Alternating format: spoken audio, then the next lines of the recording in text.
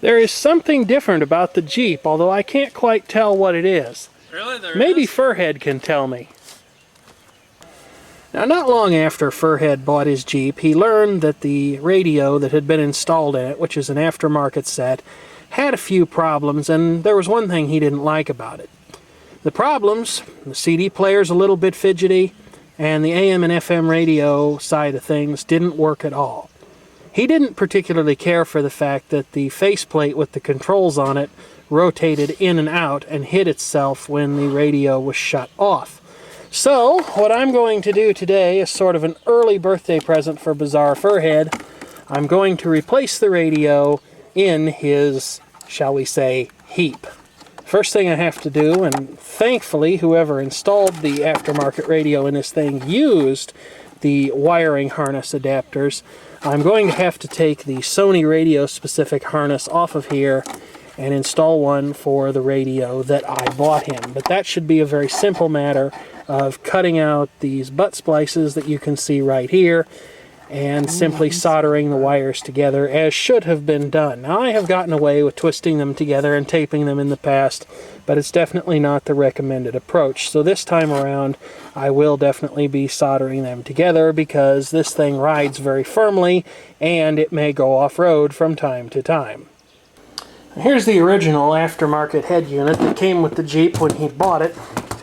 And I don't know when this happened, because I thought the antenna connector was on there, but it looks like somebody chopped it off in the meantime between then and now, which might well explain, if it was indeed chopped off when it first came out, and I don't think that it was, why this thing was not receiving any stations.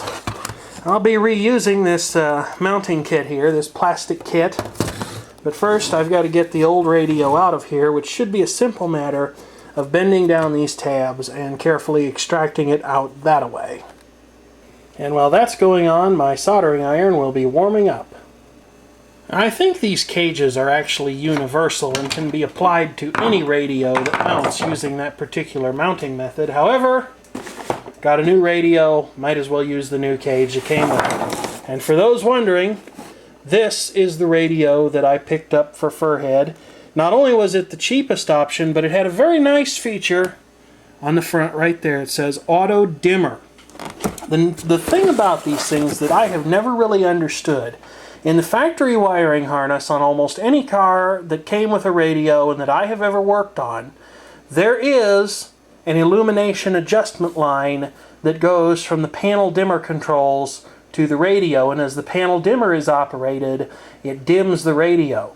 Seems like a lot of aftermarket radios don't have that connection in their wiring harness. And so what happens, you'll be driving along at midnight and you've got the midnight sun in the middle of your dashboard if your radio happens to be on. Hopefully this will make a decent radio for Furhead. There are the factory wiring adapters separated from the original Sony wiring, which can go away with the old radio. Now to hook it up to the JVC's wiring adapter.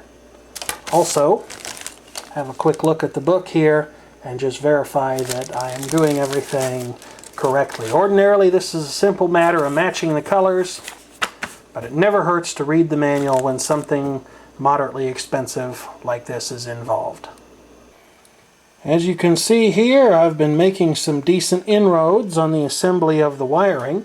As soon as I'm done with all of this, I'll have to go ahead and insulate each individual wiring joint and then secure them so they won't rub on anything or get caught up in anything else inside the wiring compartment on the Jeep. Now, with everything hooked together and insulated, it's a good idea to check one's work anytime you do this. As you can see, I forgot to tape one of these up with insulating electrical tape, so I'll go ahead and do that. And then we'll be ready for our grand run-up out in the Jeep to see what happens.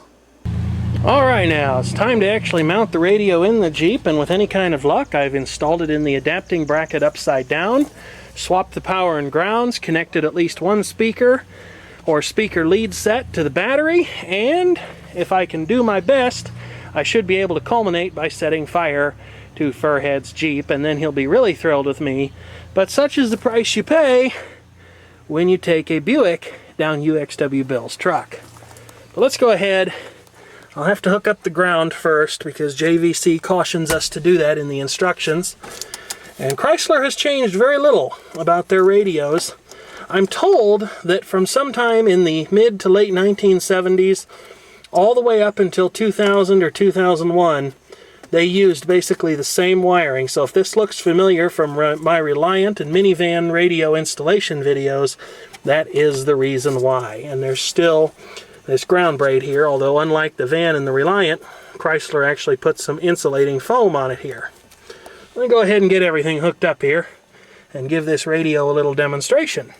Alright, everything's hooked up and nothing caught on fire just yet, so we'll go ahead and turn the key on here and just see what happens. I don't have the antenna hooked up because Chrysler was not exactly giving away antenna cable that day, but it's doing its little demonstration and all that good stuff.